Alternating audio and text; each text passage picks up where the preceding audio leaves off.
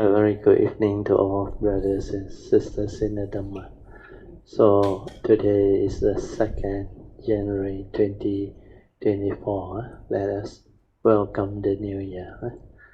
So we are going to have our first Dhamma class for the year 2024. And because it's Tuesday, we will be continuing our sharing from this book, the wonderful Dhamma Lotus Sutra. We are at page 504. Okay, as usual, we will gather and have our physical puja. Let us compose our mind, develop the faith, Saddha, Virya, then mindfully we shall commence our puja chanting. Namo 本师释迦牟尼佛，南无本师释迦牟尼佛。南无本师释迦牟尼佛，南无观世音菩萨，南无观世音菩萨，南无观世音菩萨，南无阿弥陀佛，南无阿弥陀佛，南无阿弥陀佛，南无弥勒佛，南无弥勒佛，南无弥勒佛，南无地藏王菩萨。南无地藏王菩萨，南无地藏王菩萨，南无普贤菩萨，南无普贤菩萨，南无普贤菩萨，南无佛菩萨，南无佛菩萨，南无佛菩萨。阿拉汉萨玛萨布多巴嘎哇。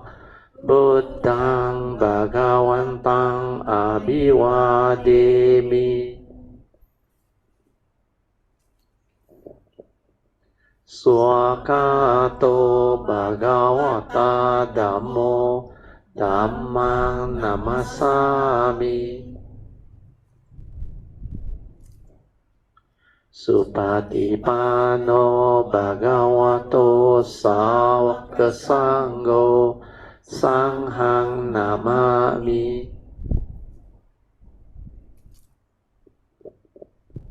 Namo tassa bhagavato arahato samma sambuddhassa. Namo tassa bhagavato arahato samma sambuddhassa. Namo tassa bhagavato arahato samma buddhassa. Buddhaṃ saranang gacchami, Dhammang saranang gacchami, Sanghang saranang gacchami, Dutiyampi Buddhaṃ saranang gacchami, Dutiyampi Dhammang saranang gacchami, Dutiyampi Sanghang saranang gacchami, Tatiyampi Buddhaṃ saranang gacchami, Tatiyampi Dhammang saranang gacchami, Tatiyampi Sanghang saranang gacchami. Panatipata veramani sikkhapadang samadhiyami. Adinadana veramani sikkhapadang samadhiyami. Kamesu miccacara veramani sikkhapadang samadhiyami. Musavada veramani sikkhapadang samadhiyami. Surameraya majapamadatthana veramani sikkhapadang samadhiyami. We shall continue our chanting from page 3 of the chanting book, Padipa Puja. Ganna sarapadittena dipena tamadang sina tiloka dipang sambuddhang pujayami tamonodang Ganda sambara ยุเตนะโดเปนะหังสุขังหินะปูจาเยปูจานิยังตังปูจาบัจจานะมุตตมังปันนากันดากุโนเปตังเอตังกุสุมาสันตติงปูจายามิมุนินดาสสิริปาดาสโรโรเหปูเจมิปูดังกุสุเมนาเนนะปุณเนนะมเตนะเจโหตุโมขังปูปังมิลายติยตาอิดังเมกายโยตตายติวินาสบาวังอาดิวาเสตุโนบันเตปานิยังปริกาปิตังอานุคัมปังอุปาดายะปาติกันหาตุมุตตมังอาดิวาเสตุโนบันเตปาเลปริกาปิตังอานุคัมปังอุปาดายะปาติกันหาตุมุตตมังอาดิวาเสตุโนบันเตโภจานังปริกาปิตังอานุคัมปังอุปาดายะปาติกันหาตุมุตตมัง Okay, now let us chant our puja aspiration based on our understanding of all these puja offerings. Significance of offering of light. May this offering of light to the Buddha brings forth the causes and conditions to illuminate our mind and help arise the needed clarity and understanding to dispel all darkness or ignorance therein. Significance of offering of water. May this offering of pure, clear, cool water lead us to the pure, clear Dhamma that cools and doses off the fires of all defilements in our mind.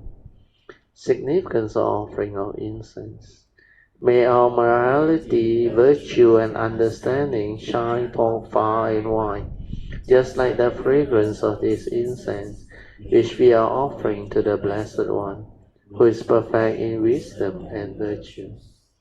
Significance of offering of fruits. May this offering of fruits remind us of the Dana Parami of generosity and the fruit of all karma, so that we will diligently strive on with heedfulness to attain the power and fruition as soon as possible. Significance of offering of flowers. May this constant offering of flowers to the Blessed One strengthen our faith and constantly remind us of the impermanence of this body, so that we will diligently and sincerely strive on to cultivate Sila, Samadhi, and Panya, leading to ultimate liberation, the born-free Nibbana. Making of oral aspiration. By the power of these merits born of these offerings, may our spiritual faculties of Sada, Virya, Sati, Samadhi, and Panya be further strengthened until they become balas of power. Sharing and transfer merits to all beings. May these merits be shared and transferred to all beings without exception, especially to those who have the condition and affinity to receive them. Sadhu, sadhu, sadhu. Okay, let us pay respect to Puja. Pedang pujemi. Dhammang pujemi. Sanghang pujemi. So make full use of this half an hour to develop the stability of awareness within you. You only need to understand how to use the four support to bring about this inner awareness. These are the support that you need for awareness-based meditation. The first support is relax. Relaxation is very important. relax both your body and mind entirely. If you cannot relax, means you have problem, you have stress, you have tension, tightness, and you have mental issue. That's why your body and mind cannot be in a state of relax.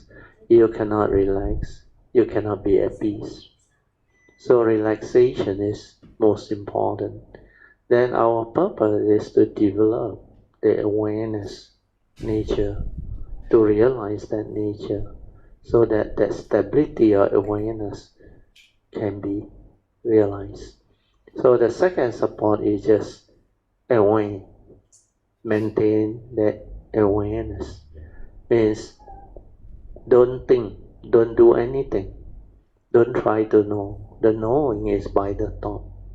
The doing is also by the thought. So when you have that understanding, you just relax and maintain awareness. Means whatever arises, you just aware, finish. No need to continue with the thinking, the proliferation of thought, the reaction to sense experience, all this, no need, just maintain awareness. Then the third support is stabilize the awareness. Do not allow the mind to create more thinking, or we call it the mundane activity. Sankhara is the main activity within your mundane mind. Without sankhara, the thought itself is just consciousness without its content. But the moment sankhara enter, it create thinking process, it create mind states, it create all the activity of mental development and thinking. So all of your mental states, mental intention, mental volition, mental reaction and stirring of mind, including all the planning, scheming, cunningness, whatever, that evolve through lack of understanding. So all this will create that movement of sankhara. So when sankhara is active, you cannot be in the state of awareness. You cannot realize your true mind, your silent mind. That's why the first three support is very important. Relax, aware, and stabilize the awareness. Initially, just develop these three support so that the awareness nature within can stabilize. After you stabilize, then only you do the last support. The last support is trust. Trust your nature to develop the meditative movement. There is no more thought-based activity, or we call it, the thought is not involved at all. Means there is no thought to go and direct the meditation, to come out with method, technique, and the way to meditate. So all these thought-based things, they will fall off. In fact, when you understand the first three support, the fourth support is very easy. Trust means trust your nature. No more interference from the thinking mind, your mundane mind. No more thought activity. It's just that pure awareness nature. That one, let it move on itself. Let it do whatever it wants. So the last support you don't have to do in the early stages of cultivation. The last support are only to be done by those going the Bodhisattva way. If you are happy with the sainthood way, then the first three support is enough. Relax, maintain awareness, stabilize the awareness. Okay, so with this understanding, I let you continue your awareness-based meditation. You can now slowly, mindfully come out of the meditation. Try to maintain whatever inner peace, inner calmness, and inner awareness that you have developed for as long as you can. These are the mind state that you need to develop the daily mindfulness to help you develop heedfulness. Unless the spiritual faculties are in place, it's very difficult to maintain heedfulness, especially the spiritual faculty of sati and samadhi. So the inner peace, inner calmness, inner awareness is what sati is all about. When you are in sati, or when you are mindful, there is no thought. There is just an awareness within. Invocation to the Devas. In this universe, in their entirety, let the deities or Devas come here. Let them hear the good teachings of the King of Sages, which gives heaven and release, Nibbana. This is the time to listen to the teaching. This is the time to listen to the teaching. This is the time to listen to the teaching. Samanta Chakawalesu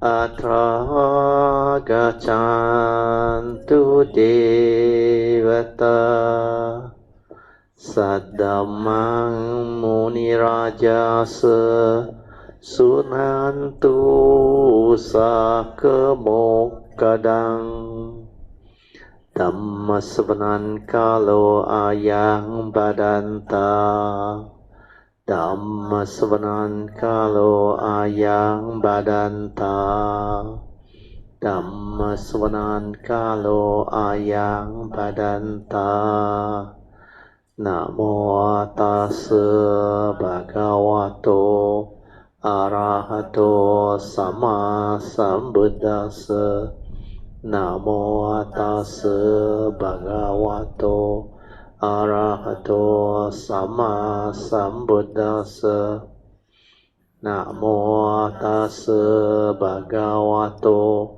Arahato Sama Sambuddhassa Iti Peso Bhagava Arahang Sama Sambuddho Bija Charana Sampanno Sugato Lokavidu Anuttaro Purisa Dhamma Sarati Satta Deva Manusanang Buddho Bhagavati Swakato Bhagavata Dhammo Sanditiko Akaliko Ehipaseko Opanayiko Pajatang Veditabo Vinohiti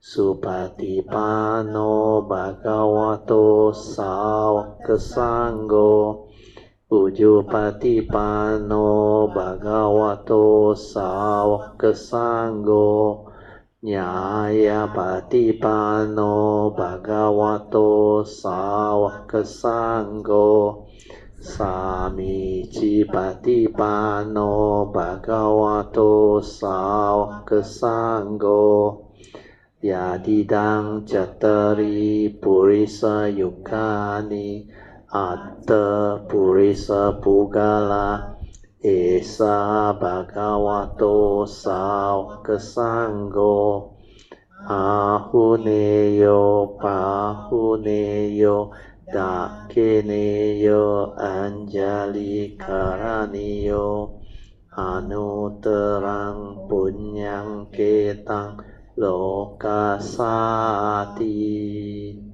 Sadhu Sadhu, sadhu. Okay, you all can be seated. Then we shall continue from where we stopped. Right?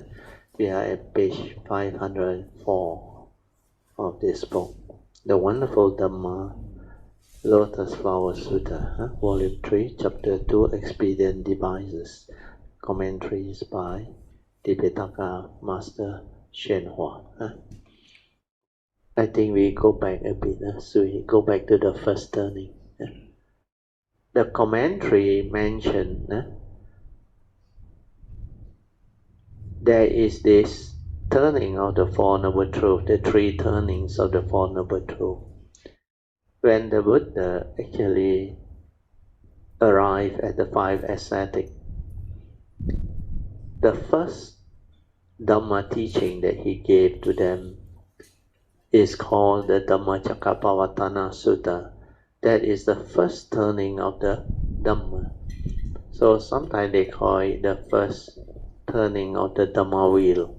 That's why Dhammacakka, Dhamma is his teaching, Chakka is a wheel.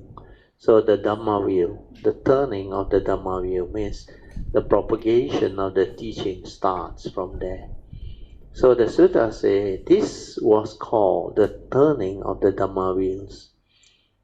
What is meant by the three turnings of the Four Noble Truths? So these three turnings of the Four Noble Truths, they are very important because basically we need to understand what are these Four Noble Truths. The Buddha called it Noble Truth because these are truths that can make you noble ones or enlightened ones. That's why this type of truth are very unique. It's called Noble Truth. Arya Satya. Yeah. Arya are noble ones, enlightened beings with noble qualities. Then Satya is truth, so Noble Truth. So these three turnings of the Four Noble Truths is what the Buddha came to realize after he gained complete enlightenment underneath the Bodhi tree. That fateful evening where he meditated and the nature connect back. And the whole realization came. Then when he taught this Dhammacakkappavattana Sutta, he explained, unless the cultivator of the way realizes this Four Noble Truth in its three turning to develop the wisdom, because even he himself, as a bodhisattva at that time, he said, unless he have gone through these three turnings of the Four Noble Truth wisdom, he cannot proclaim to be the enlightened one. So that is the real significance. So because of that, we need to really pay attention to these three turning of the Four Noble Truths. Why did the Buddha turn it 3 times? Since there are 4 truths, each truth he turned it 3 times, 4 times 3. We call it the 12 moods. The importance of this 3 turning is each and every turning can give rise to one corresponding type of wisdom. The first turning, where the Buddha just proclaimed the teachings of the Four Noble Truths, he just proclaimed it. What is the first Noble Truth, the second Noble Truth, the third Noble Truth, and the fourth Noble Truth? So through that proclamation, if you can understand him, you can develop enlightenment in the here and the now. Since what he proclaimed is the sutta, or what we call the discourses of the Buddha, so this wisdom that comes with hearing the sutta, the discourse of the Buddha, is called Suttamaya Panya, the first turning wisdom. Then after that, he turned it for the second time. under the second turning, he gives specific emphasis for each and every of these Four Noble Truths, so as to guide the cultivator of the way, or the bhikkhu at that time,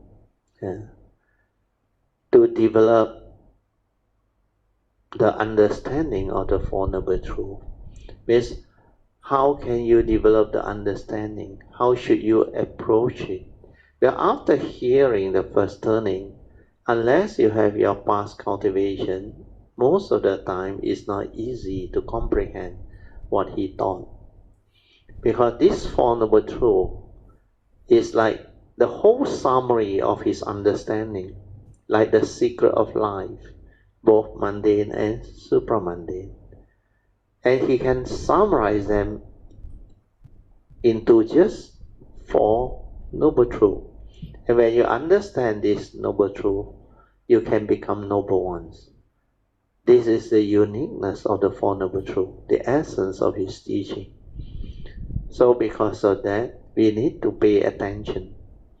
So the Buddha said, under the first turning, through listening, you cannot awaken. Then you have to continue the second turning. The second turning is to reflect, contemplate, and inquire into the words that he has proclaimed. Why did the Buddha say all this?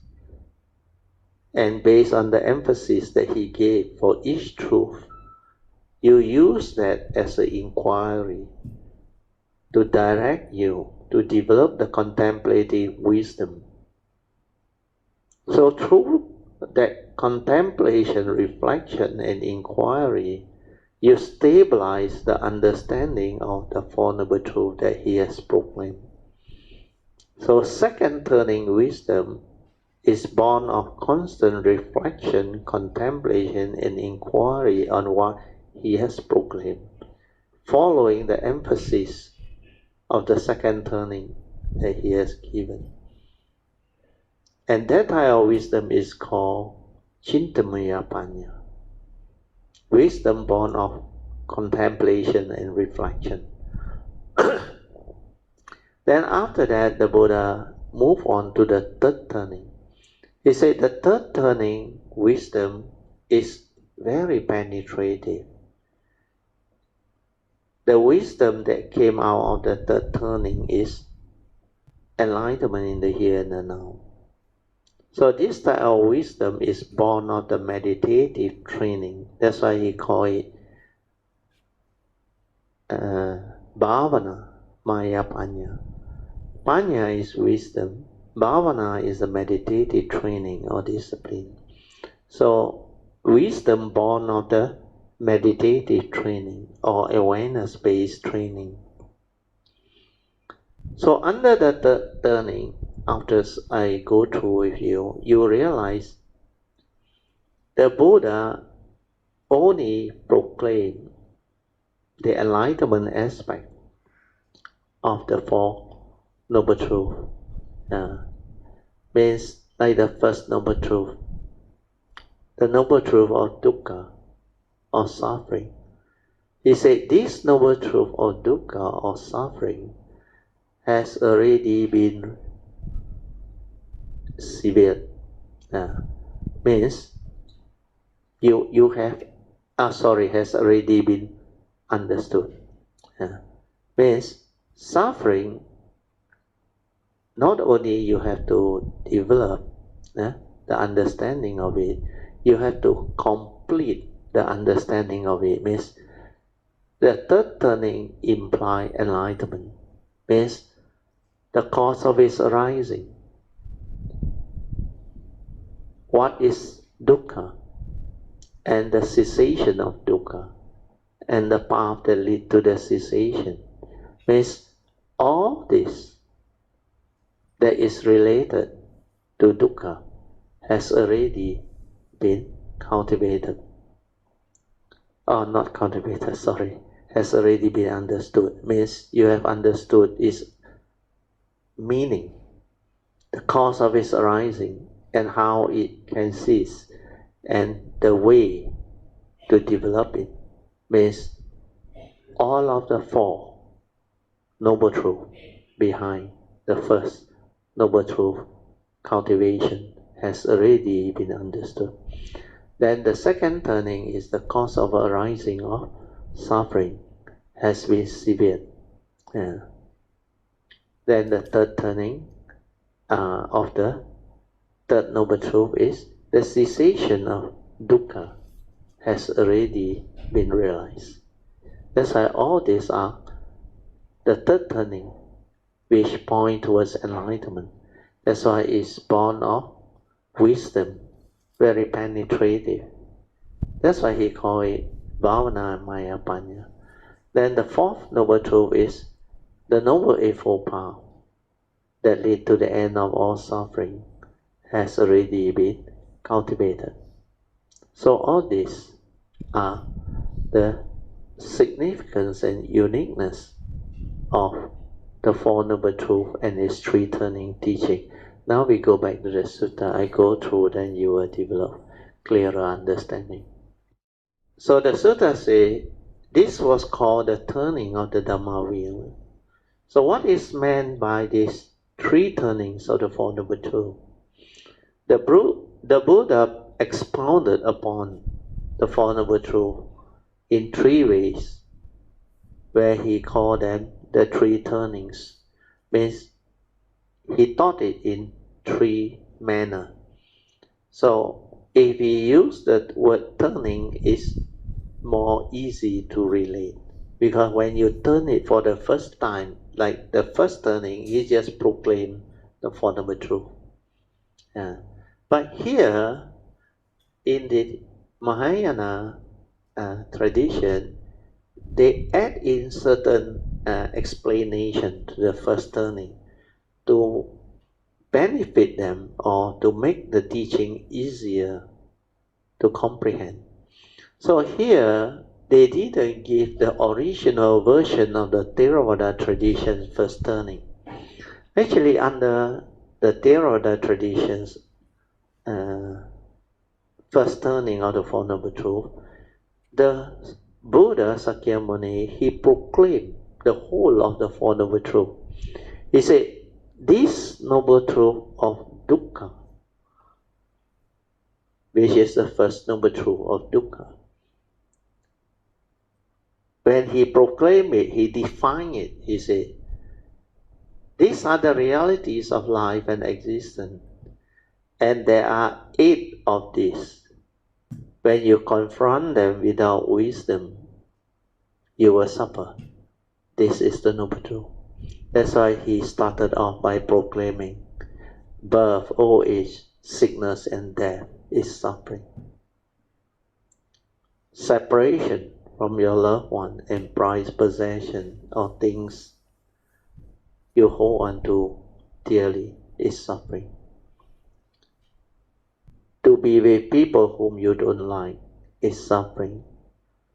Then when things don't go your way, when you cannot get what you want, that will also lead to suffering. Then the 8th reality is, in short, it is due to your sakkayaditthi or self-delusion that condition you to grasp and cling on to the 5 aggregates of form and mind. The upadana khandhas is dukkha. That one is the final summary and is very important.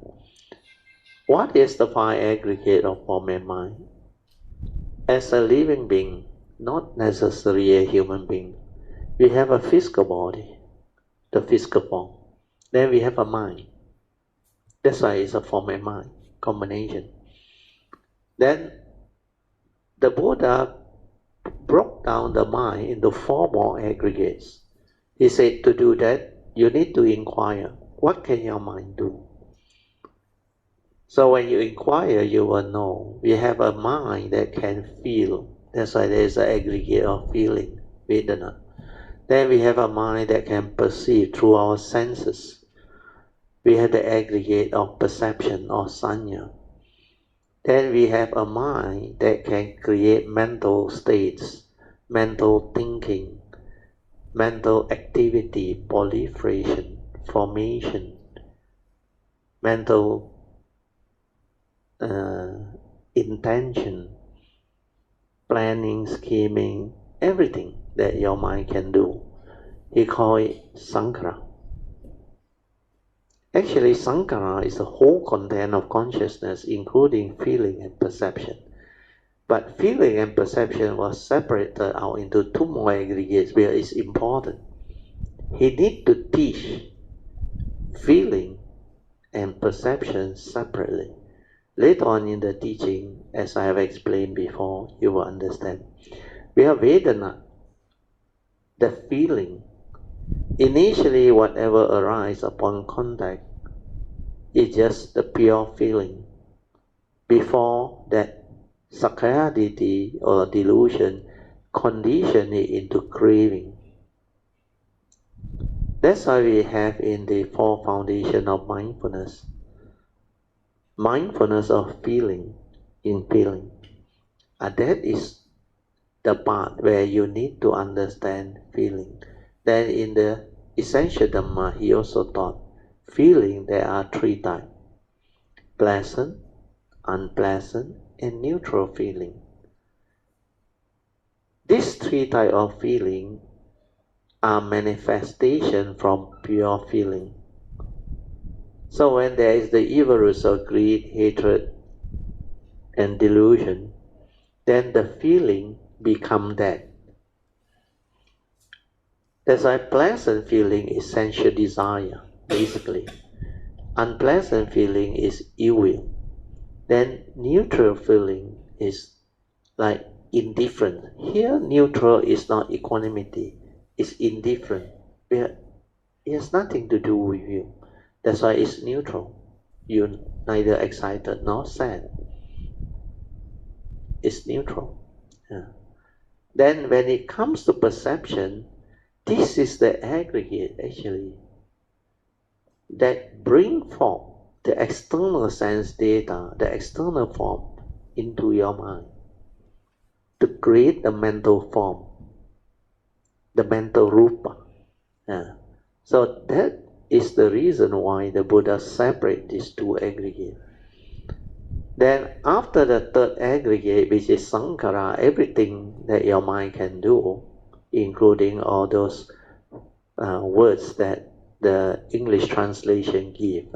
That's why they tell you Sankhara is mental activity, or karmic volition, or mental states. Means all the various type of mind state that you can manifest. Then mental formation, mental volition or intention, etc. But there are other things that the mind can do, including planning, scheming, sorrow, lamentation, or whatever. These are all the mind state that can manifest from that Sankhara activity. Then the last thing that your mind can do is to become conscious. Conscious of what you see, what you hear, what you smell, what you taste, what you tactily feel and think. So consciousness is another aggregate. So combining these four aggregates of mind with the physical form, it becomes the five aggregate. So this is the first aspect of a living being. For our case, is a human being. Then the second aspect of the five aggregates of form and mind is more important. The second aspect is, like we all know, the mind has four aggregates: feeling, perception, activity of mind, sankhara, and consciousness. Then how did the fifth aggregate of form enters the mind? Through the perception aggregate. That's why the moment you perceive, the mental form enters the mind. And together with it, it becomes the five mental aggregates of form and mind. We all call it the thought. Thought, T-H-O-U-G-H-T. So that thought is actually your five aggregates of form and mind. So in the Paticca Samuppada, avijja paccaya sankhara, sankhara paccaya vijnanam, avijnanam paccaya nama rupa, that five aggregate, that one is the thought. the mental aggregates of form and mind. That one is not a physical body and a consciousness trapped inside. That one is the second aspect of the five aggregate of form and mind. That's why a lot of people fail to understand the Paticca Samuppada is because they could not understand the fourth link, the second aspect of the five aggregate of form and mind. Okay, going back to the sutta. So as I have explained, he proclaimed the first noble truth, means birth, old age, sickness, and the eighth reality. Then after that, the second noble truth. Under the second noble truth, actually, the Buddha proclaimed the cause of arising of dukkha. And in the Theravada Sutta, he said it very clearly. It is craving, tanha, craving as a cause. But under the what they call Mahayana, the second turning is not the cause of arising of suffering. They actually term it accumulation. Yeah. It is also correct. It's not wrong. Accumulate is through memory. Yeah. So through memory you accumulate. So whatever you accumulate, when you are deluded, you grasp, you cling. That's why it's a cause of suffering. So when you cling onto the thing you accumulate, it gives rise to suffering. So clinging is a form of attachment, a grasping, a clinging. That's why if you translate it into English, it's a form of craving. When you crave, you also positive and negative.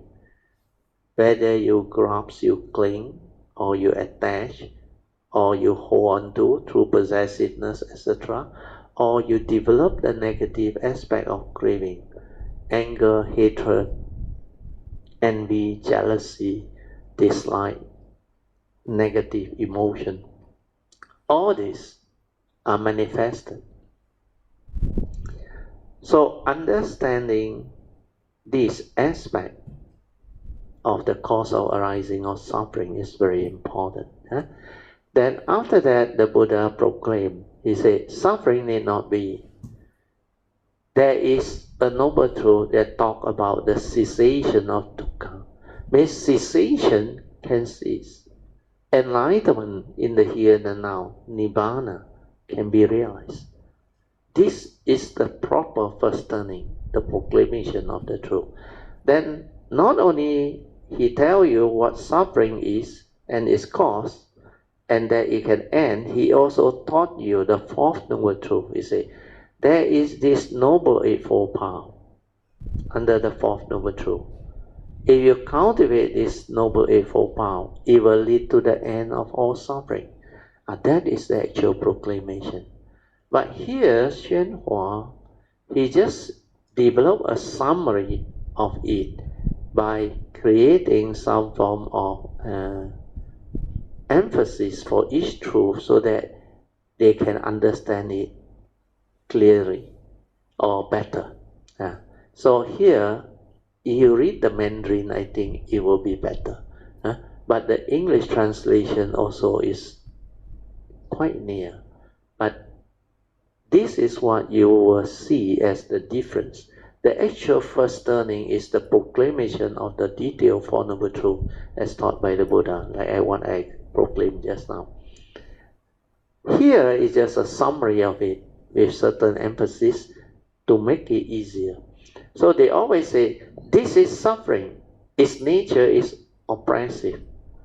Means it will bring forth affliction, suffering, misery. It's very oppressive.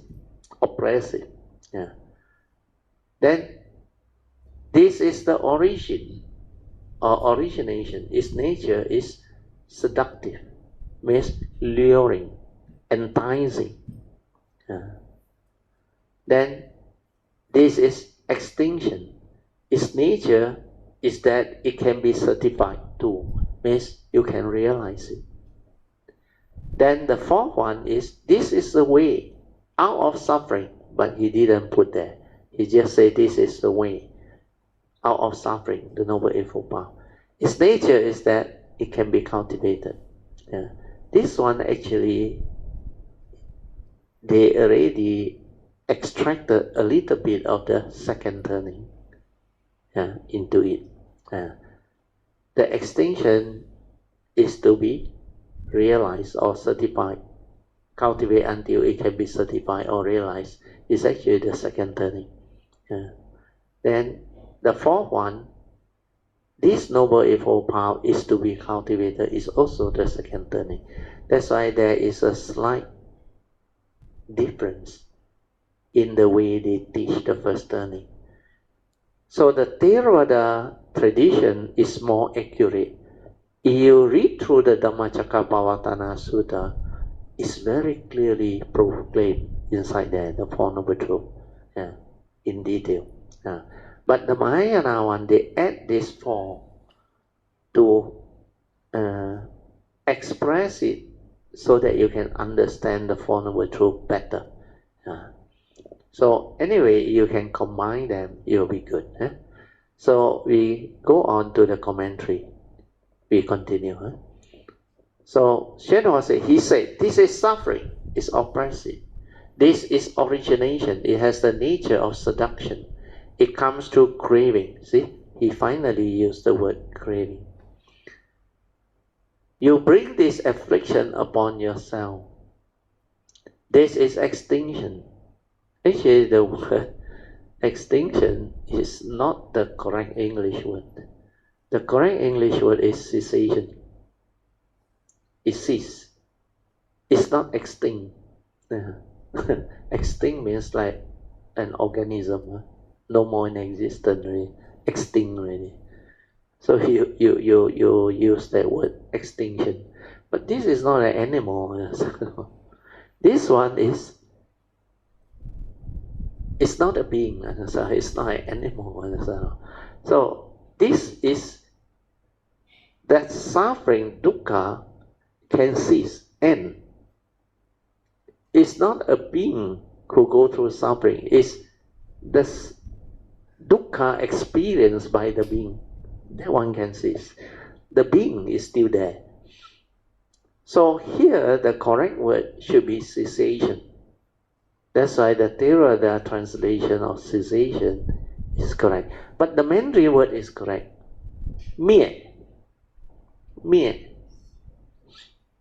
苦寂灭道. Mie means cease, no more. 灭了. But they think the English word extinct is correct. It's actually not correct. Like the candlelight. When you blow it off, you don't say that flame is extinct. The flame just gone, cease. No more condition for it to arise. So it ceases. So that word should be cessation. Then Hsuan continues, he said, extinction refers to the still extinction. Actually, it's cessation. Here, they try to express nibbana or nirvana with its four virtues. So they try to use this four words: permanence, bliss, true self, and purity. You can certify to extinction. Means this cessation of dukkha can be realized. Then this is the way you can cultivate and therefore certify to the four virtues of nibbana. So these four virtues of nibbana, which he described as permanent, bliss, true self, and purity, you look at the words. These are words. But nibbana has nothing to do with the words. Nibbana is the unconditioned. That's it, finish. So in a sense, they try to express it using words. So they come out with the four virtues of Nibbana. Like when you realize Nibbana, the being that gone through that cessation, they will have these four virtues. In that sense, there is appropriate meaning to it. So he say, Nibbana has this virtue of being permanent. Actually, you cannot say whether it's permanent or impermanent because you cannot describe it. It's complete cessation, no words, no concept, no idea, nothing. It's just suchness, cease, no more. And it cannot be talked about. So whatever word you describe is actually not the thing. But they want to bring forth like the virtue so that you develop the interest to seek, understand, to like work towards it, cultivate it, and realize it. But after you have gone through the cessation of form and mind, the realization of Nibbana, the enlightenment, then you will come to know this four is not what that thing is. But at least it gives you that understanding that, oh, these are beautiful virtue, beautiful mind states. But actually it has nothing to do with the mind. There is complete cessation of form and mind. Even the pure awareness also not there. So that permanence is because people look at the conditioned world, the cultivator of the way. If it's impermanent, it will bring about suffering. If it's permanent, there is no suffering. But whatever it is, if you don't have the realization of real Nibbana, you cannot understand. Then of course they say, Nibbana paramang sukhang. Nibbana is the highest peace. Sometimes they use the word bliss also. But compare to the conditioned world, whatever that has condition, finally you will end up in suffering. Like wherever there is birth, there is old age, sickness and death. So this is the way of nature. So here, blissful means it's like you don't have to go through suffering. You don't have to endure old age, sickness and death. You don't have to experience all the reality that bring about affliction, suffering. That's why he said that state of realization is blissful. But when you realize Nibbana, there is no such word.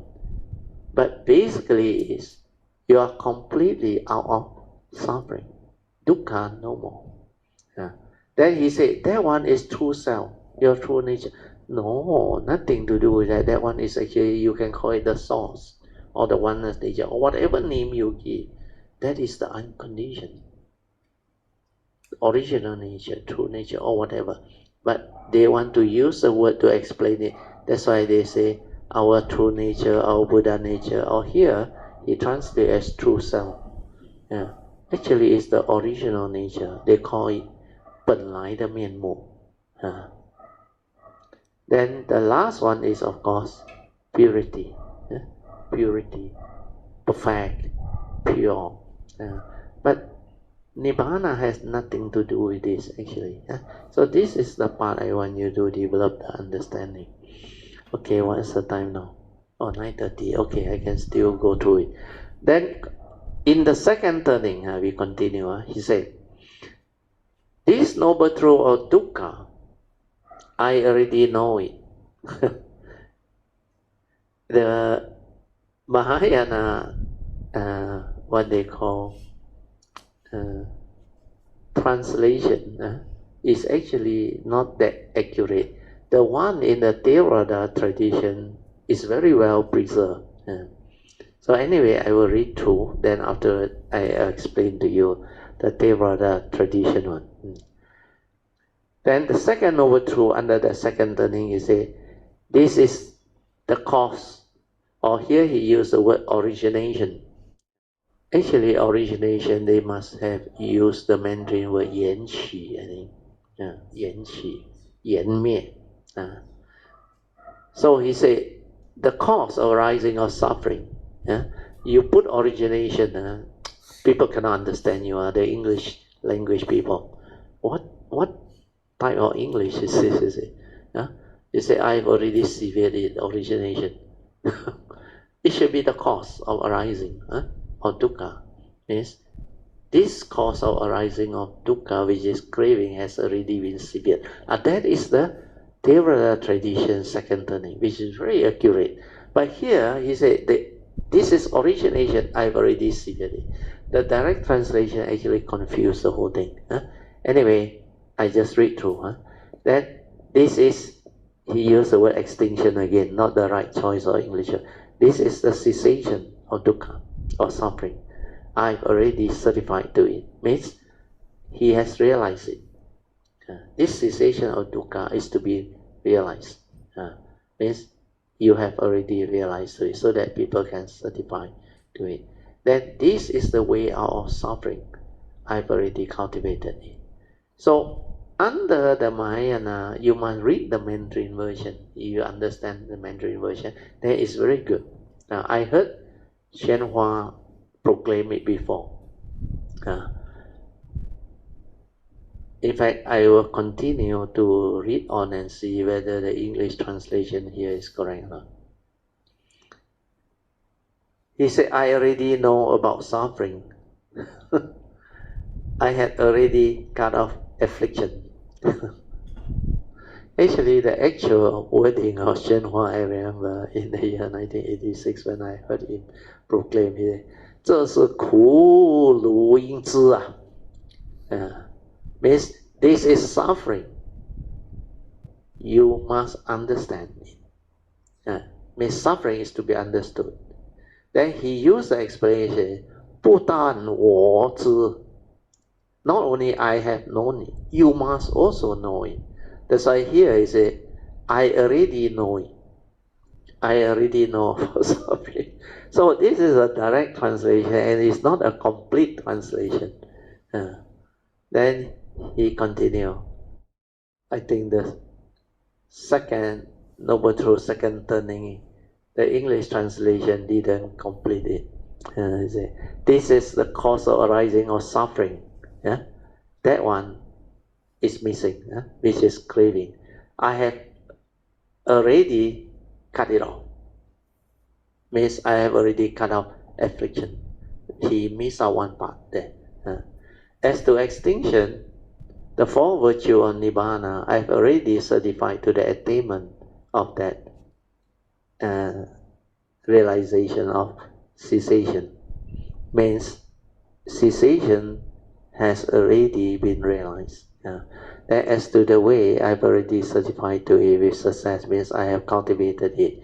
Means they add in the 37 factors of enlightenment. Here factors, they put wings. I think also translate from the Mandarin on.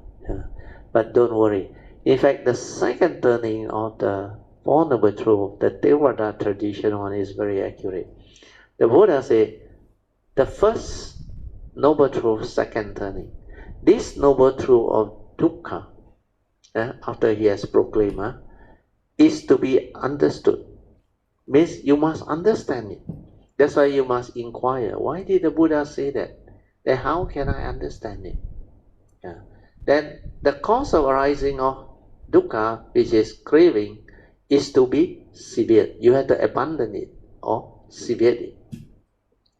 Then the third Noble Truth of cessation of dukkha, this is to be realized. The emphasis is realization. Understanding, knowing it, no use on. If you cannot realize it, means you cannot develop the realization of what enlightenment in the here and now, Nibbana is. Then this is the path out of suffering, namely the Noble Eightfold Path. And this Noble Eightfold Path is to be cultivated. You go and read it out as knowledge, no use. You say you have already understood, no use. Because you haven't cultivated it. Means you know the theory, like cooking. You read out the whole cookbook, you say you know. You only know the theory, you haven't experienced the actual cooking. So the actual cooking is the cultivation part, where you develop the skill, the understanding, and really develop the ability to cook well. Means the Noble Eightfold Path is to be cultivated. You have to cultivate until you realize the enlightenment or develop the perfection of it. Means under the third turning, this Noble Eightfold Path has already been cultivated. So in the third turning, Hsuan says, this is suffering. I think again is out, completely out.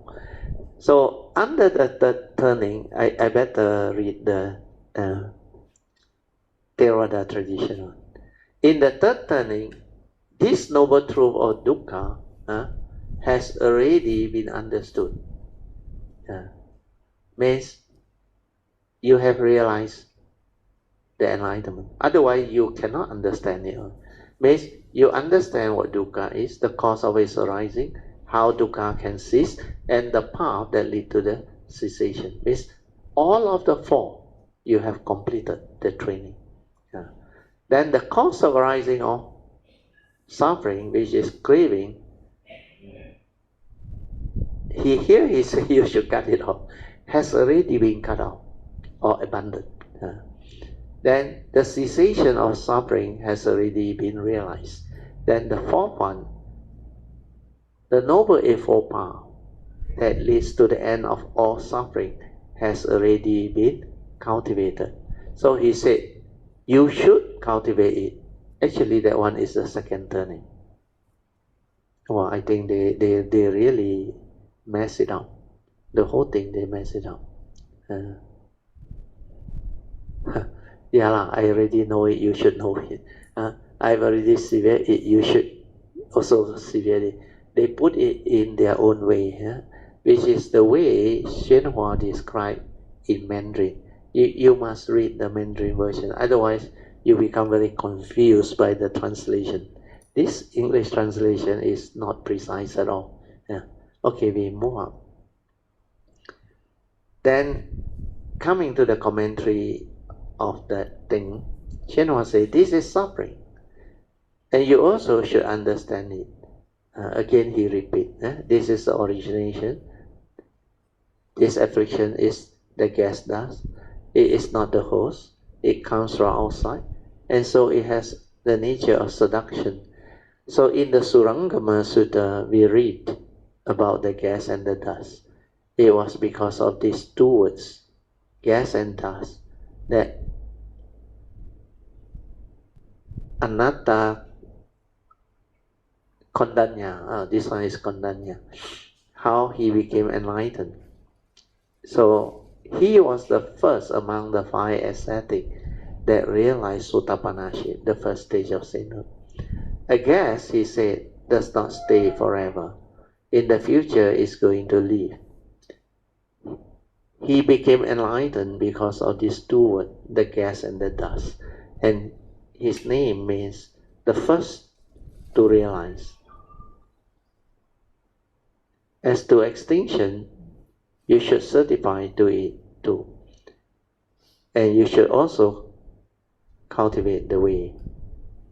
When the Buddha said this thing to the five ascetics, Kondanya understood and certified to the fruit. So here is not mentioned first stage of sainthood, Sotapanna, but in the Theravada tradition is mentioned clearly. That was called the three turnings of the Four Noble Truths. Okay, then the second part of the sutta. Then came the sound of Nibbana, because he turned the Dhamma wheel of the Four Truths. He has spoken of stillness, still extinct Nirvana, as well as Arahantship. The term Arahant also came into use. There were first, second, third, and fourth stage of enlightenment actually. Arahant is the fourth stage of sainthood. But here the English translation, I think, they only use the term that are familiar to them. They are not accurate. Dhamma and the Sangha, various names. The Dhamma refers to the Dhamma or the Four Noble Truths. The Sangha refers to the Arahant. Actually, not the Arahant. The Aryan Sangha means enlightened disciple of the Buddha. It can be first stage of sainthood, second stage of sainthood, third stage of sainthood, or the fourth stage of sainthood. Means Sotapanaship, Sakadagamiship, Anagamiship, and Arahantaship. But if you were to include the Mahayana tradition, the Bodhisattva are also part of it. All the enlightened beings of the disciples are classified under the Aryan Sangha. They are the actual Sangha, actually. Where Sangha got two meanings, like Kayamita. Kayamita that has the Dhamma and normal Kayamita, there are two types. So Sangha also same. Aryan Sangha and normal Sangha. If you are an ordained monk, you are also part of the Sangha. But under the Triple Gem, the meaning of that Sangha is the Aryan Sangha, where they are the Triple Gem.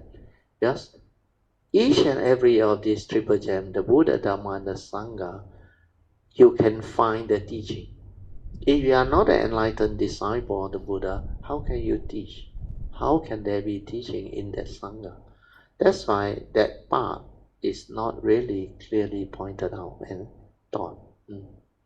Okay, I will read on. From remote aeons onwards, meaning from the distant past, while cultivating the Dhamma, the Sutta says, I have praised and shown Nirvana Dhamma. Means, I have lauded the Dhamma of Nirvana as the final end of birth and death suffering. Actually, the Mandarin words are more easy to understand. Liao Shen Si, the ending of birth and death. If you can certify to the happiness of Nibbana, actually Nibbana, no such thing as happiness, is the cessation, complete cessation, the unconditioned, to that wondrous doctrine or teaching, then you will have severed for all time the suffering of birth and death. Means liao shen si, means no more birth and death, no more suffering. They will be gone forever. Always have I spoken thus, means I have told you all this over and over constantly, for distant aeons onward, from distant aeons onward, in every life, I have spoken this Dhamma for you. Actually, its purpose is to transcend birth and death. That is the correct expression, transcending birth and death. Then Sariputta, you should know, you ought to know. I see disciples of the Buddha resolutely seeking the Buddha way, limitless thousands of myriads of millions of them, all with hearts of reverence, all coming before the Buddha. Means they all come to see the Buddha. They have heard from former Buddha in past life. Means they have heard the Dhamma from the Buddhas, expedient devices of the Dhamma. This causes me to think the reason why the thus come one appear in the world is to teach the wisdom of the Buddha, to teach the genuine, the real Buddha wisdom, means the supreme vehicle. And now is the time, the exact time, or exactly right, Sariputta. You should know those without faculties and slight wisdom, means stupid, dim-witted people with precious little wisdom, or those attached to mark, the arrogant, means these people are attached to mark. They are attached to everything.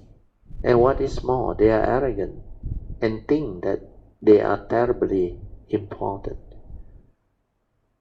Then the sutta says, cannot believe this Dhamma.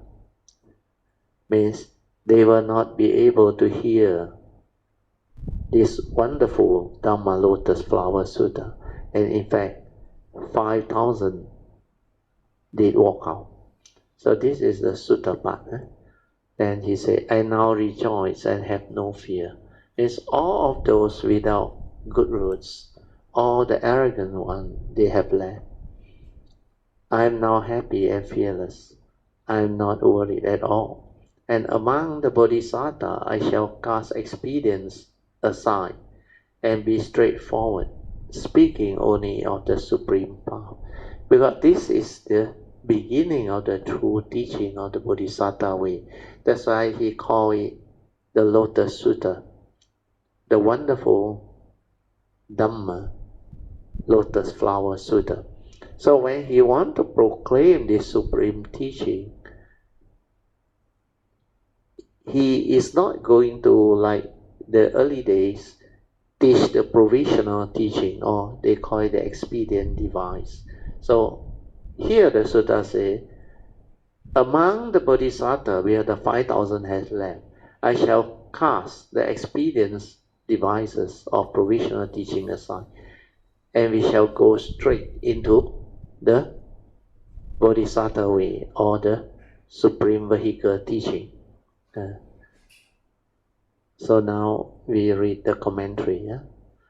The commentary says, I will not use expedient means anymore. I will now open the gate so you can see the mountain. I will frankly and straightforwardly explain the genuine wisdom. I am getting rid of the expedients. I will use them no more. I will only speak the Dhamma door of realizing Buddhahood. Here at that time you cannot blame them because the English translation at that time was not good. But anyway, because of what we have gone through, the Theravada tradition teaching that I have explained to you all, you will understand. Then Shenhua continues, he said, the wonderful Dhamma is hard to come by. What is more, is hard to hear of it. In 100 million aeons, it is not easy to encounter the wonderful Dhamma Lotus Flower Sutta. Though one encounter it, it is even more difficult to be able to read and recite it. If you are able to read and recite it, then to understand the doctrine or the teaching contained within, it is hard to do in 1,000,000 aeons. Having encountered it, it is difficult to hear it explained. So all these are the explanation of how unique this teaching is. First is, it takes so long, hundreds of millions of aeons before you can even encounter it. After you encounter it, you say, it is difficult to hear it explained. You understand now? Without a Sama Sambuddha, very difficult, impossible, almost no way. So this is to express to you the difficulty or the rare occasion for a cultivator of the way or a living being to actually encounter this teaching and able to have some enlightened, fully enlightened being like the Buddha or great beings to explain the teaching. Then the last paragraph is, now in the entire world, there are very few places where one can hear this sutta, which is true. Rare as it is, we are now explaining it. Then in the future, we will hear the great Avatamsaka Sutta, which is even more difficult to encounter. In China, during the past 100 years, it will be hard to find one occasion when the Avatamsaka Sutta was lectured. Okay, I think we stop here. We are at page 506. 这是苦，必薄性，此是寂，招感性，此是灭，可登性，正性，此是道，可修性。Okay, second turning. 此是苦，汝应知；此是寂，汝应断；此是灭，汝应证。This is correct. 此是道，汝应修。Yeah, this is the correct version. But the English translation is completely out. The third turning. 此是苦，我已知；此是寂，我已断；此是灭，我已证；此是道，我已修。This one also correct. The third turning. But the translation is completely out. Completely out. So forget about the translation. Those who know Mandarin, you go and read the Mandarin version. And those who are English educated, I think you better listen to the one I explained to you, the Devas tradition. You can also go to the website under this book that I wrote in the early years. 2007, I think. Can you focus on it? Yeah. I think you can see. Understanding the meditation as taught by the Buddha, a compilation of email written by me to a group of Buddhist practitioners and Dhamma friends all over the world. I think this one is in the year 2007. But when I wrote the email, it could be earlier, where I compiled this note much later. Anyway, I just give you a summary of where the three turning of the Four Noble Truths is. Under the content, we have the handful of leaves. What is meditation 1? What is meditation 2? Email number 4. The three turning and 12 mode of the Four Noble Truths. This one is very good. On page 6 onward. You go to our website, brotherteo.com, then you Google, you go in. Understanding the meditation as taught by the Buddha. Go to email number 4, everything is there. Okay, so now we open up for Q&A session. Song, 你 finish 了吗？那天 finish so who want? Jin Hao, very good. Oh, we got a volunteer tonight, so don't worry. Good evening and Happy New Year to Brother Teo and Mrs. Teo and all Kayamita. I just came back from the Vipassana retreat yesterday. Oh, sadhu. Yeah. And how long, Jin Hao? 10 days. Oh, good. Yes, and this time was really very different. Oh, sadhu. Yeah, because I think the conditions has arise as is. After you have developed the understanding, you will do it differently. Then you will benefit from that understanding. Correct.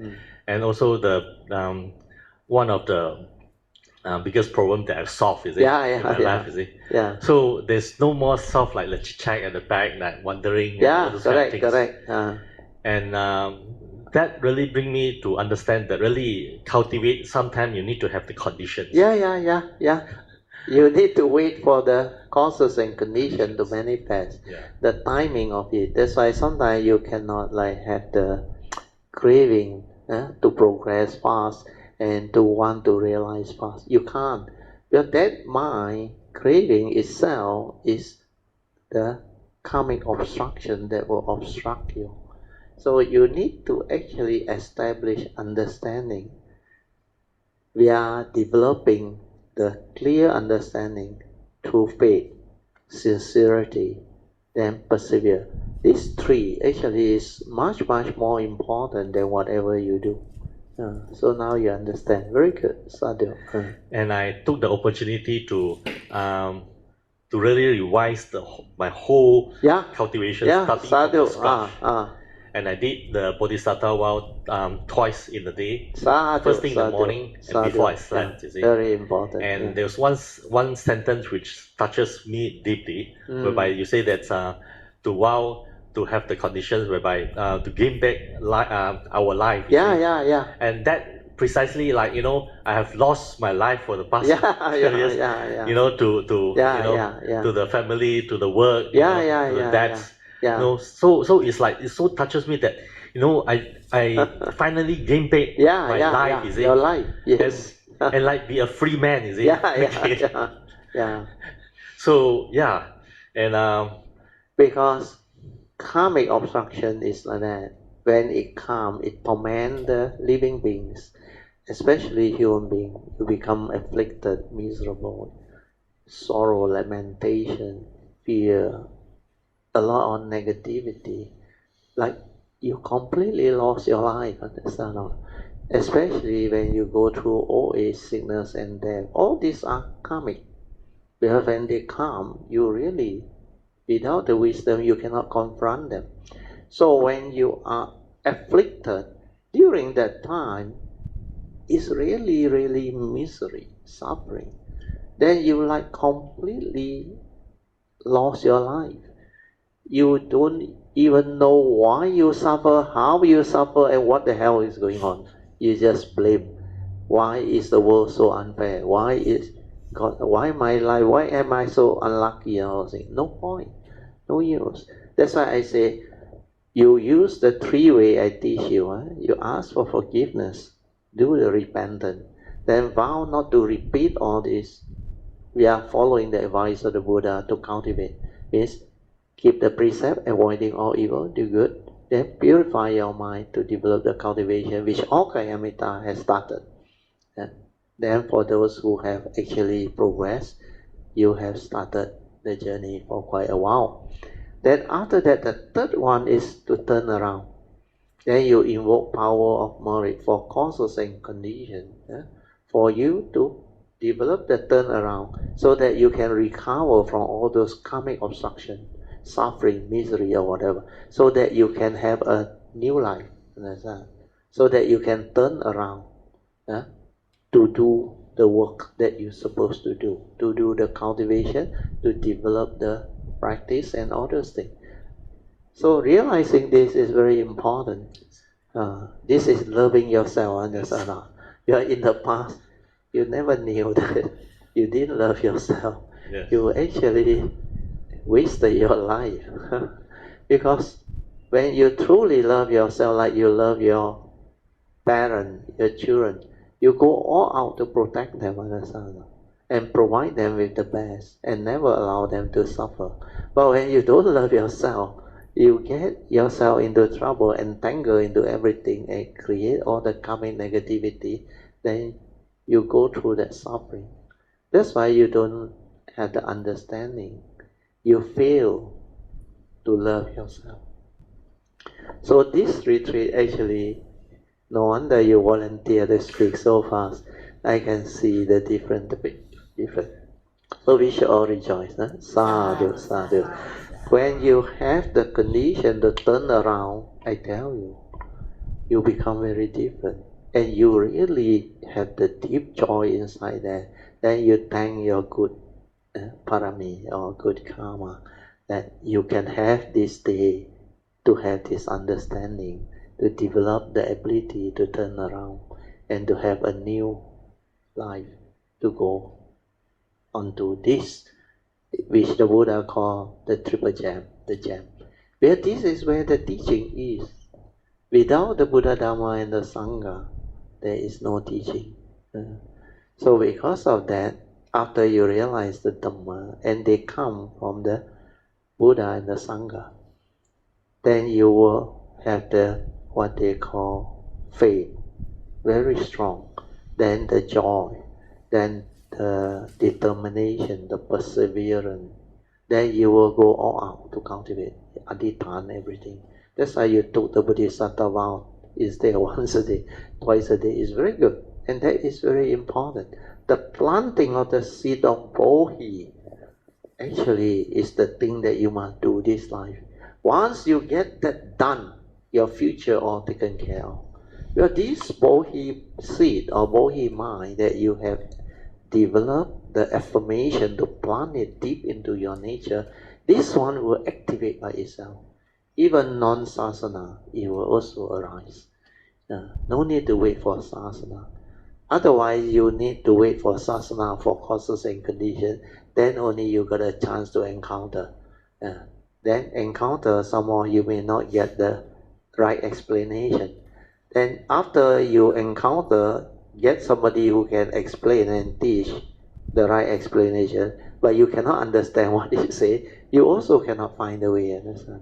That's why, like what you say correctly or aptly is, you need to wait for your causes and conditions. That's why asking for forgiveness is very important, repentance, to break all the karmic obstruction. Then taking out the Bodhisattva vow, the yellow card, the format I teach you, to break the karmic obstruction. All the thing is there, how to break all this karmic obstruction, so that you can actually move forward. Because without karmic obstruction, the way will be there. And you will go through like what you experience. Completely different. The whole retreat like so light, so different. The chattering at the back, or the Sankara, or no more. It just settled down. And you can develop all the understanding. So sadhu to you, sadhu.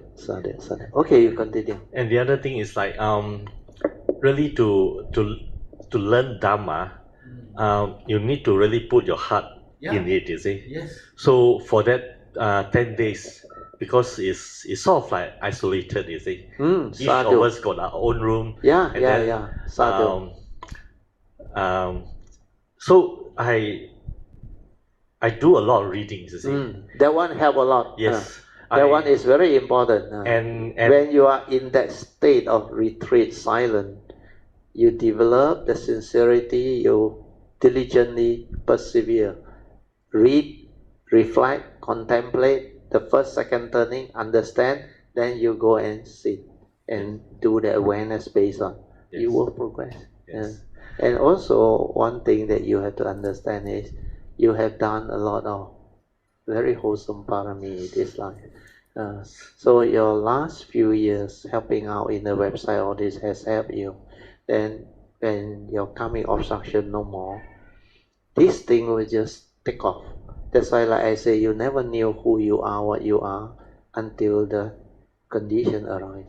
Then when it take off, you move very fast. You will become very, very different after this. Sadhu to you. Now your whole expression different, not like last time anymore. The doubt, the fear, the anxiety, no more. The whole thing become like you completely transform. Sadhu to you. Good, continue. And I actually feel quite shame, you see, to say that I actually only started to understand and get the glimpse of what you are trying to say from this retreat, you see. And I really, really thank you for those people that do the transcript. And rather to your teaching. Because the transcript, the difference between the transcript and others is because it allowed me to read slowly at my own pace. To develop the understanding. Yes, that's right. And think about it and contemplate reflect about it. And especially the last transcript, I think I just sorted everything out. Now I'm going to put it into the publication book. After I put in that one, I will send out for you all to do the you call it what, spelling check and all those things. Proofreading. Once the proofreading, you all read. This version is completely different.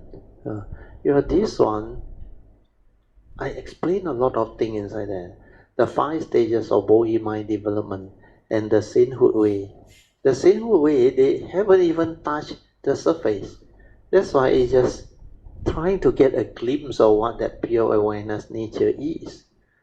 Whereas the Bodhisattva way, you not only stabilize it, you actually silence everything and stay at the heart area and let the fourth support thrust to develop the activation of the gateway. Once you locate the gateway, it will go in by itself and do the internal transformation. Then that internal transformation is the one that will actually bring forth the understanding, the wisdom energy, Because when it goes through the gateway, all the external yin and yang, they melt through and become pure energy that activate the internal movement and transformation.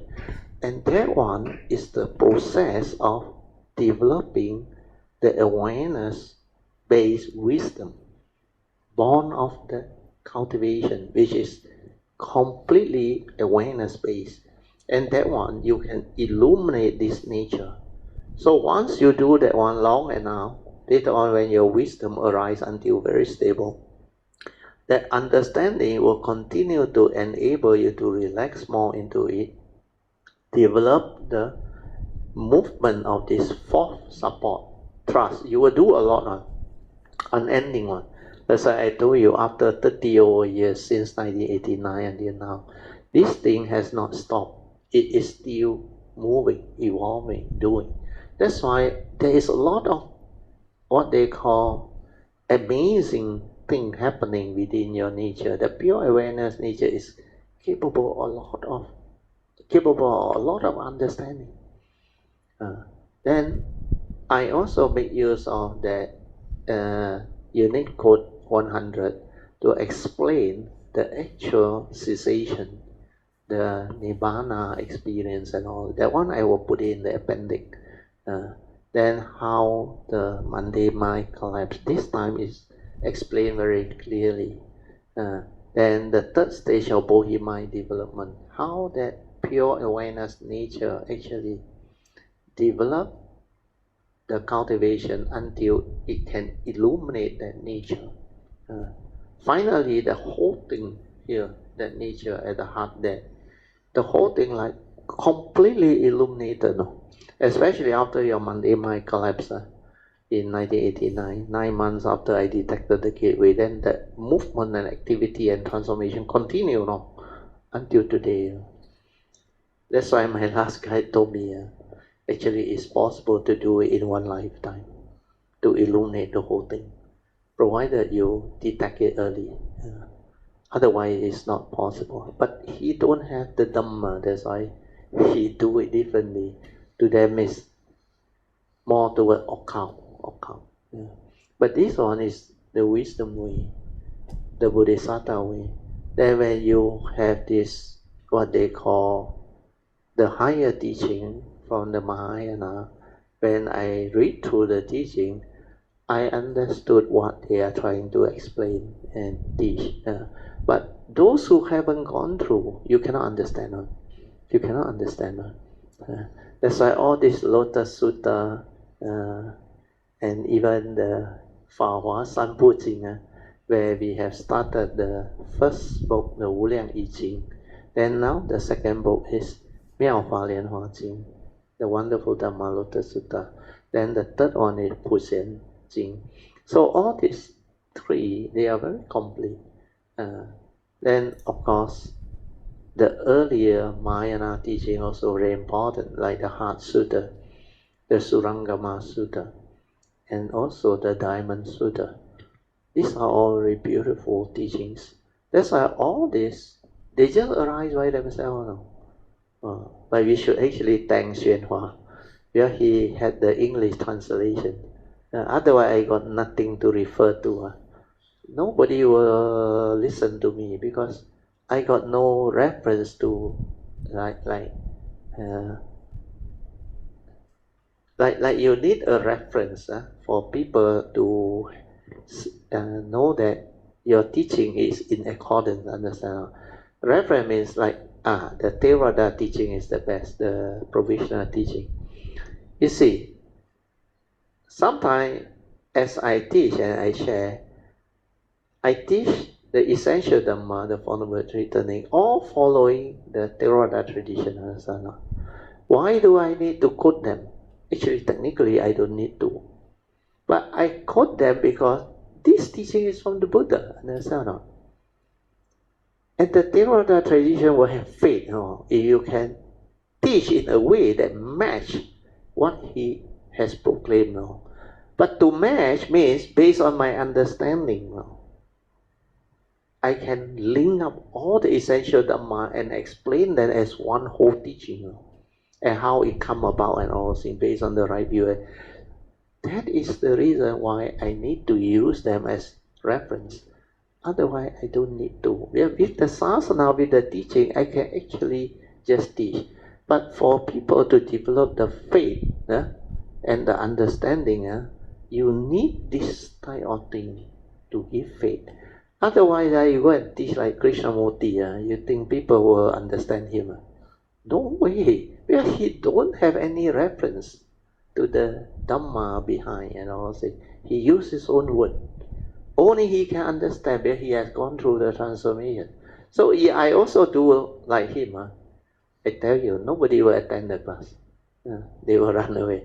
But here, because of that framework and the structure, then whatever I share, I teach, I can link. Then you all realize that this teaching, although it's so different from the traditional, what they call Buddhist teaching, or Theravada traditions teaching, but it is so clear and so relevant in the sense that you can put it to test now.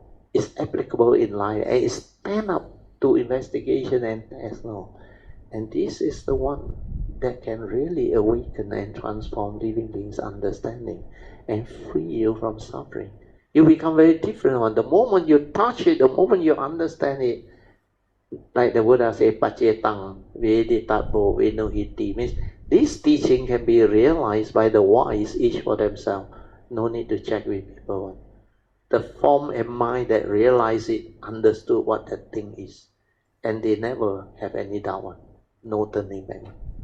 And they know this is the beautiful teaching. This is the wonders of what the Dhamma is. So all these are what can happen and really make a big difference to the cultivation and the understanding. So sadhu to you, you continue, yeah. And like what you have advised, I not only read but also write it down. Write it down. Write it down. Yes. And then use my word to sort of like put it in a word and summarize it. From zero slate. Like you don't know anything, then you use your own word to write it down and express it. When you can express it without referring it to memory, to what has been taught by me or written by you on the note there, means you have stabilized the understanding. Otherwise, not easy one. Even after you listen to the transcript, read already, you close the book, then you try to write it and express it, you cannot do it one, I tell you. That's why I have been telling Song there last time. Not until that understanding stabilizes, you cannot express it out. You cannot teach one. You think so easy to teach the four circle formation to explain the whole of creation. You can't unless inside there transform until so clear, until that whole thing, that nature shine for, then illuminate that thing.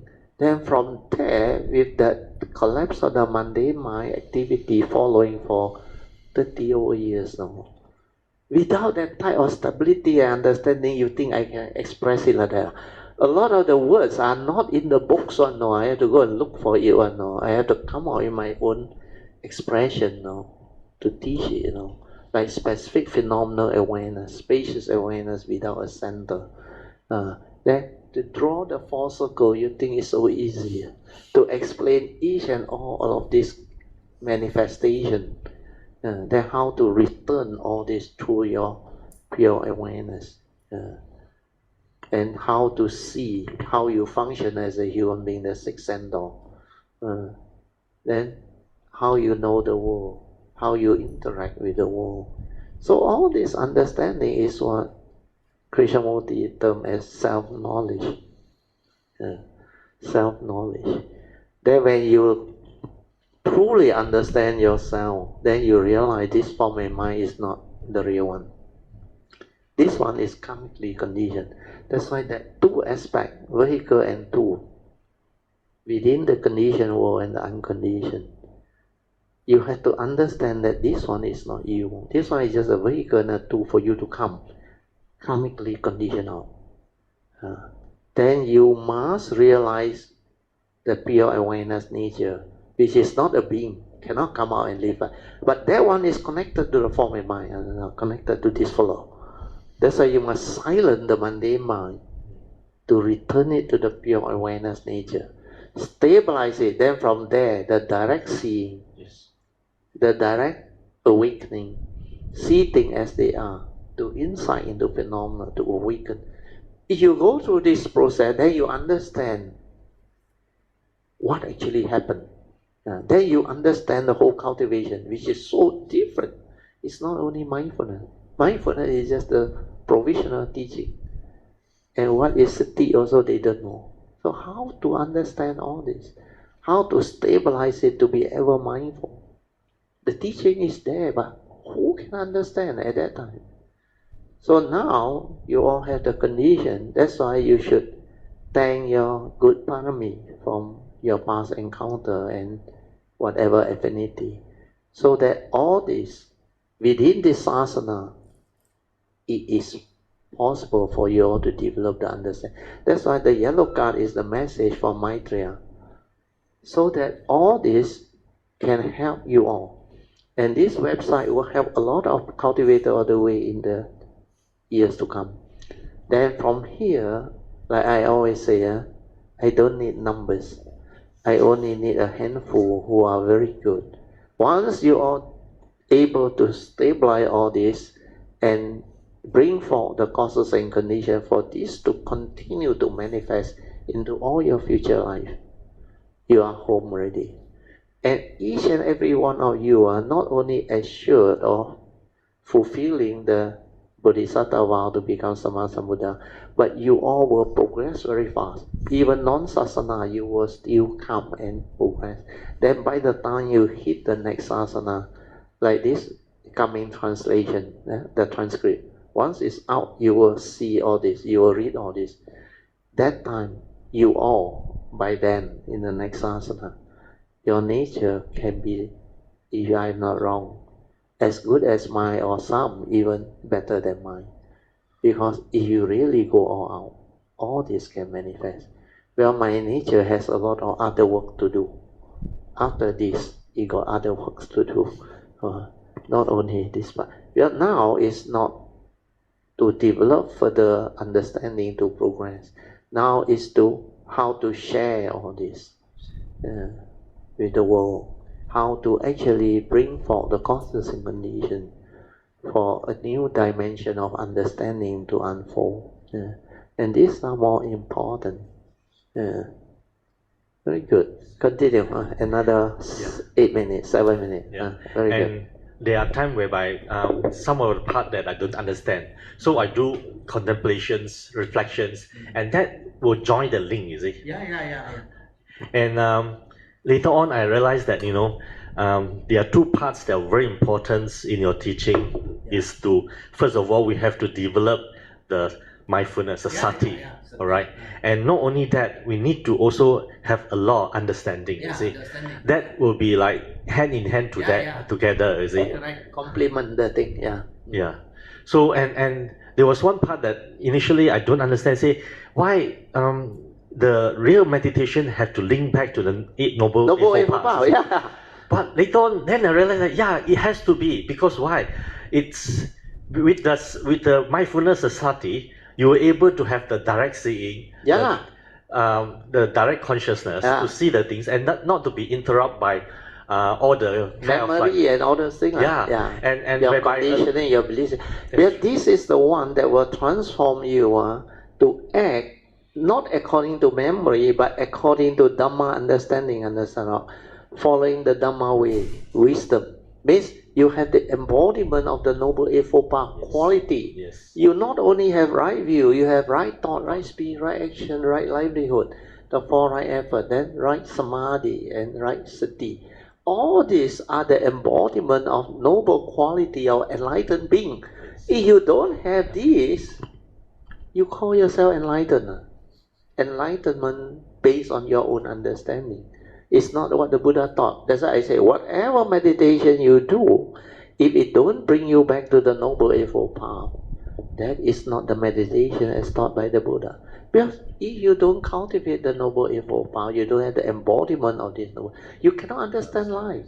You cannot understand the Four Noble Truths, the three turning everything. You cannot understand the condition and the unconditioned. Now, what type of enlightenment is that? Maybe psychic ability. That type of enlightenment is possible.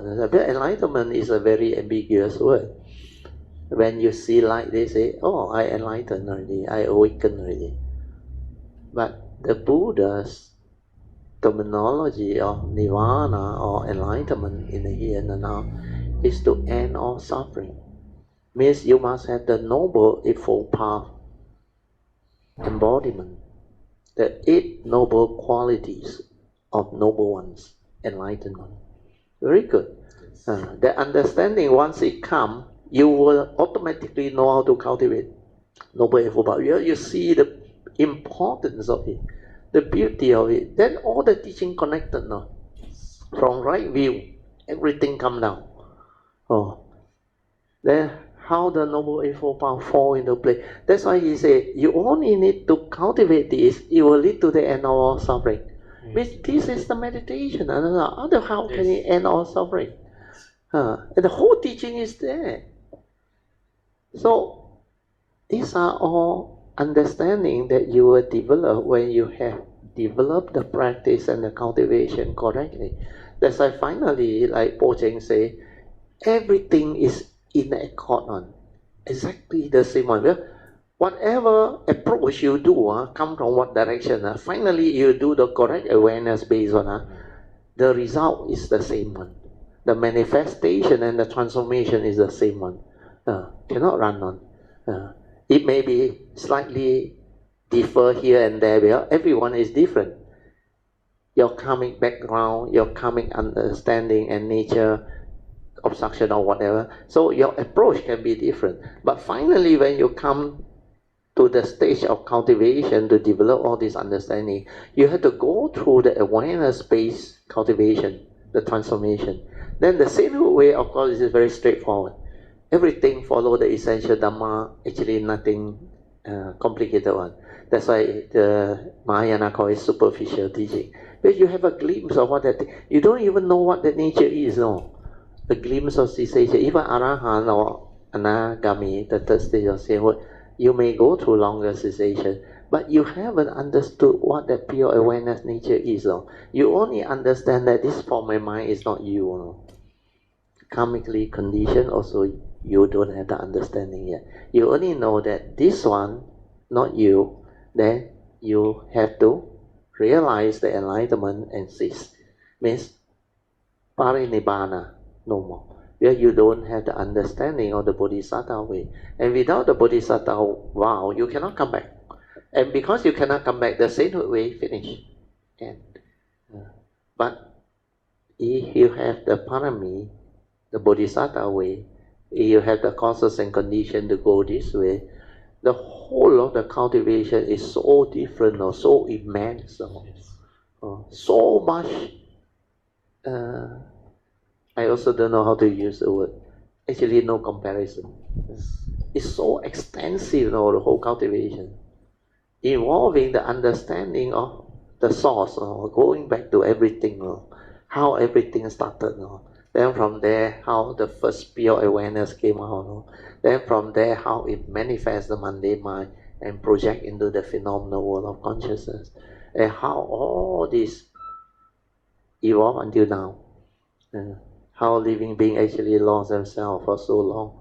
That's why the so-called traveler in space and time, that so-called five aggregate, the human being or the living being, that one is really deluded, miserable. But no choice. Living being has to go through that type of what they call conditioning. All these are samsaric conditioning.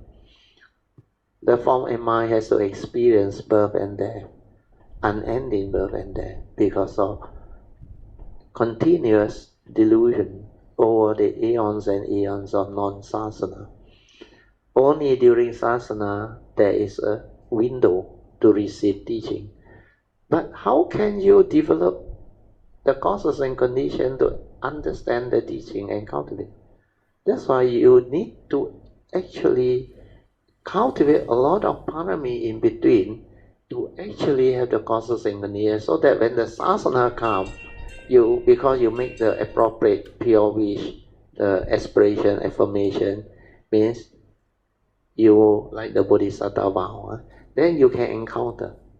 Then you can have the causal synchrony. And then, if you have that type of determination and perseverance, all this become possible. Okay? Very good. Yeah. You summarize. Then Yes. we end. Then next session you can continue. Okay. Well, the more I study, the more I read, the more I feel so lucky that that, like you are very blessed. Yes, that's right. We are able to encounter this kind of teaching. This type of teaching. Well, we are still at the conditions. And it's like, like what you say, if we really put our heart in, just go for it, and then doubting this, then everything will be settled. Then all the future all taken care of.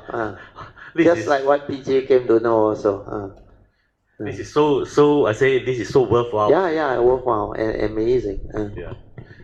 So I really want to thank you, Brother Theo, and all Kayamitas for providing us the teaching. Sadhu.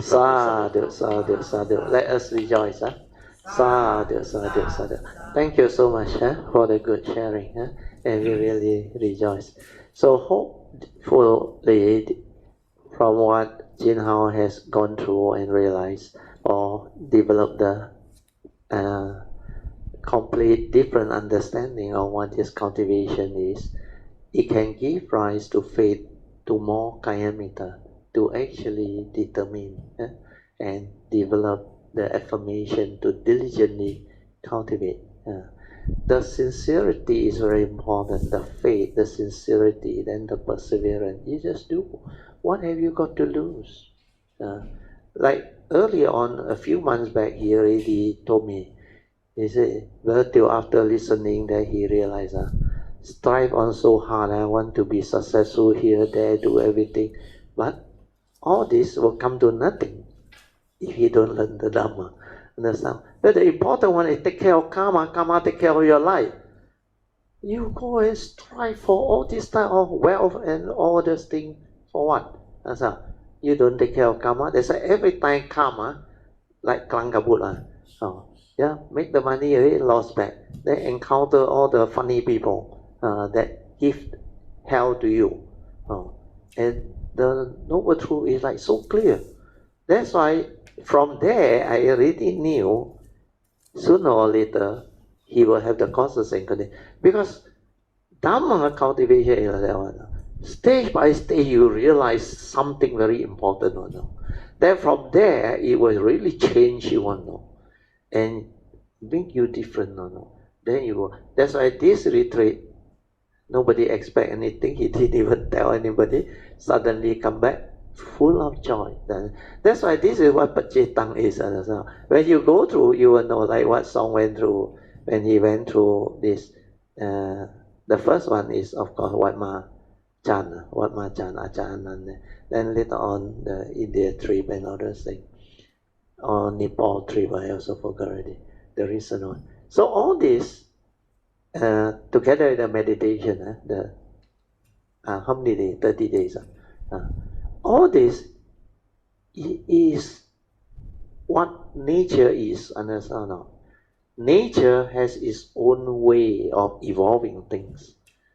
When you have the causes and conditions, when you have the sincerity, the faith, and you persevere, everything will fall into place.